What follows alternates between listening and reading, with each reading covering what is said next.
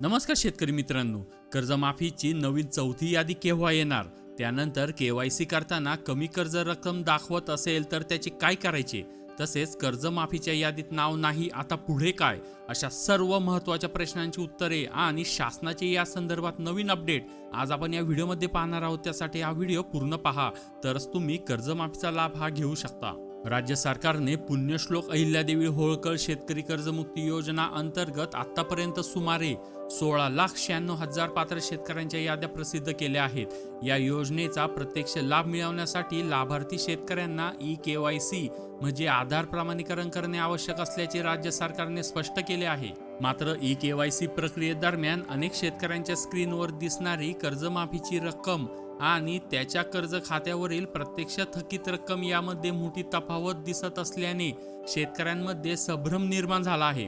त्यामुळे ई-केवायसी करावी की नाही, तसेच माहिती चुकीची दिसल्यास काय करावे आणि पुढील यादी कधी येणार, तसेच OTS तसेच प्रोत्साहनपर अनुदानबाबत सरकारची भूमिका काय आहे याबाबत सविस्तर माहिती आता आपण जाणून घेऊया.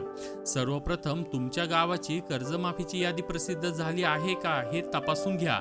जर यादी उपलब्ध नसेल तर ग्रामपंचायत कार्यालय तसेच संबंधित बँक किंवा आपले सरकार सेवा केंद्र इथे जाऊन लाभार्थी यादीमध्ये तुमचं नाव आहे की नाही याची खात्री करून घ्या. कर्जमाफीचा लाभ घेण्यासाठी ॲग्रीस्टॉक फार्मर ID असणे बंधनकारक करण्यात आले आहे. ज्यांनी अद्याप नोंदणी केलेली नाही त्यांनी ती तातडीने पूर्ण करावी. ई-केवायसी साठी खालील कागदपत्रे सोबत घेऊन CSC केंद्र किंवा संबंधित बँकेत जावे. ती कागदपत्रे म्हणजे आधार कार्ड, ॲग्रीस्टॉक फार्मर ID आणि कर्ज खाते क्रमांक तसेच बँकेचे पासबुक. ही कागदपत्रे ई-केवायसी करण्यासाठी आवश्यक आहे. ई-केवायसी करताना पोर्टलवर दिसणारे तुमचे नाव, आधार क्रमांक, फार्मर ID, कर्ज खाते क्रमांक आणि कर्जाची रक्कम काळजीपूर्वक तपासा. माहिती अचूक असल्यास ई-केवायसी पूर्ण करा.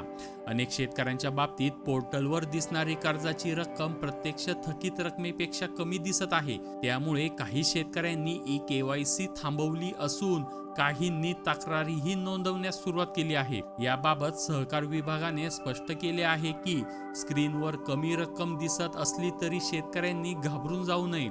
ई-केवायसी पूर्ण झाल्यानंतर संबंधित कर्ज खात्याची पडताळणी केली जाईल. त्यानंतर पात्रतेनुसार अंतिम कर्जमाफीची रक्कम निश्चित करून ती संबंधित कर्ज खात्यावर जमा करण्यात येईल. त्यामुळे केवळ कमी रक्कम दिसत असल्यास ई-केवायसी टाळू नका, असे प्रशासनाने स्पष्ट केले आहे. खाजगी आणि व्यापारी बँकेच्या कर्जावरील मुद्दल व व्याजाची पडताळणी आणि गणना अद्याप सुरू असल्याने काही प्रकरणांमध्ये रक्कम अद्ययावत झाल्यानंतर अंतिम कर्जमाफी निश्चित केली जाईल. पात्र शेतकऱ्यांना योजनेच्या नियमानुसार 2 लाख रुपयापर्यंतचे कर्जमाफीचे लाभ दिले जातील, असेही त्यांनी स्पष्ट केले आहे. दरम्यान पुढील कर्जमाफीची यादी कधी प्रसिद्ध होणार याबाबतही शेतकऱ्यांमध्ये उत्सुकता आहे. प्रशासनाने दिलेल्या माहितीनुसार पुढील टप्प्यात आणखी पात्र शेतकऱ्यांची नावे समाविष्ट करून नवीन यादी प्रसिद्ध करण्यात येणार आहे.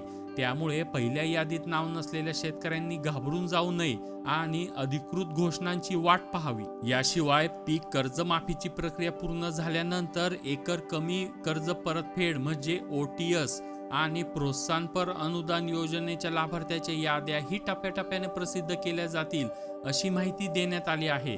सध्या ज्यांचे नाव यादीत नाही अशा शेतकऱ्यांनी अफवांवर विश्वास ठेवू नये. याद्या टप्प्याटप्प्याने प्रसिद्ध होत असून पात्र शेतकऱ्यांना योजनेचा लाभ दिला जाईल असे सरकारने स्पष्ट केले आहे. त्यामुळे सर्व पात्र शेतकऱ्यांनी आवश्यक कागदपत्रासह वेळेत ई-केवायसी पूर्ण करावी आणि अधिकृत माहितीलाच प्राधान्य द्यावे.